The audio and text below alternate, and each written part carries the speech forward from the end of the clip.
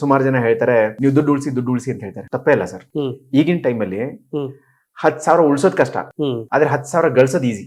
ಅದ್ರ ಬಗ್ಗೆ ಏನ್ ಸಜೆಸ್ಟ್ ಮಾಡ್ತೀರಿ ಜನಕ್ಕೆ? ಸರಿ ನೋಡಿ ಸರ್, ನಿಮ್ಗೆ ಯಾರಿಗಾದ್ರೂ ಒಬ್ರಿಗೆ 50,000 ಸ್ಯಾಲರಿ ಇದೆ ಅಂತಂದ್ರೆ 10,000 ಉಳಿಸಬೇಕು ಅಂದ್ರೆ ಬಹಳ ನೀವು ಎಲ್ಲಾನು ಕಂಪ್ರೆಸ್ ಮಾಡಬೇಕು. ಅದೇ 10,000 ಗಳಿಸಬೇಕು ಅನ್ನೋಂಗಿದ್ರೆ ಒಂದು ಸ್ಕಿಲ್ ಕಲಿಬೇಕಷ್ಟೇ. ಒಂದು ಉದಾಹರಣೆ ತಗೊಳ್ಳೋಣ ಸರ್. ಸ್ಟಾಕ್ ಮಾರ್ಕೆಟ್ ಬಗ್ಗೆ ಕಲ್ತ್ರೆ ಅನ್ಕೊಳ್ಳೋಣ, ಯಾರಾದ್ರು ಅವ್ರು ವಿಡಿಯೋಸ್ ಮಾಡ್ಬೋದು, ಸ್ಟಾಕ್ ಮಾರ್ಕೆಟ್ ಅಲ್ಲಿ ಇನ್ವೆಸ್ಟ್ ಮಾಡ್ಬೋದು, ಅಲ್ಲಿಂದ ದುಡ್ಡು ಅರ್ನ್ ಮಾಡ್ಬೋದು. ಯಾರೋ ಕಲಿತಾರೆ ಅನ್ನೋರಿಗೆ ಪರ್ಸನಲ್ ಗೈಡೆನ್ಸ್ ಕೊಡ್ತೀನಿ ಅಂತಂದ್ರೆ ಯಾರಾದ್ರೂ 10,000 ರೂಪಾಯಿ ಕೊಡಕ್ ರೆಡಿ ಇರ್ತಾರೆ ಸರ್. 10,000 ಕೊಡಕ್ ರೆಡಿ ಇರ್ತಾರೆ ಸರ್. ನಾನು ನಿಮ್ ಕೂತ್ಕೊಂಡು ನಿಮ್ಗೆಲ್ಲ ಹೇಳ್ಕೊಡ್ತೀನಿ, ಅದ್ರ ಬಗ್ಗೆ ವಾರಕ್ಕೊಂದೊಂದು ಕ್ಲಾಸ್ ಮಾಡ್ತೀನಿ ಅಂತಂದ್ರೆ 10,000 ಕೊಡಕ್ ರೆಡಿ ಇರ್ತಾರೆ. ಆತರ ನೀವು ಕಲ್ಸ್ಕೊಡ್ಬೋದಲ್ಲ. ಸೊ ಹಾಗಾಗಿ ನಮ್ಮ ಆಸೆಗಳನ್ನ ಕಂಟ್ರೋಲ್ ಮಾಡೋದಕ್ಕಿಂತ ಅರ್ನಿಂಗ್ಸ್ ನ ಜಾಸ್ತಿ ಮಾಡ್ಕೊಳ್ಳೋ ಕಡೆ ಗಮನ ಕೊಡಬೇಕು. ಆಸೆಗಳನ್ನ ಕಂಟ್ರೋಲ್ ಮಾಡಕ್ ಹೋಗ್ಬೇಕು, ಆಸೆಗಳನ್ನ ಕಡಿಮೆ ಮಾಡಬಾರ್ದು.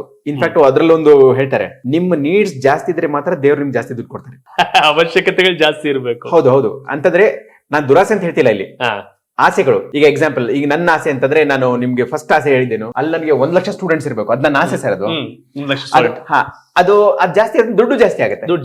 ಸೊ ಆಸೆ ನಮ್ಗೆ ಜಾಸ್ತಿ ರಿಟರ್ನ್ಸ್ ಕೊಡೋದ್ ಕಡೆ ಆಸೆ ಇರಲಿ, ಕಳ್ಕೊಳ್ಳೋ ಕಡೆ ಆಸೆ ಬೇಡ.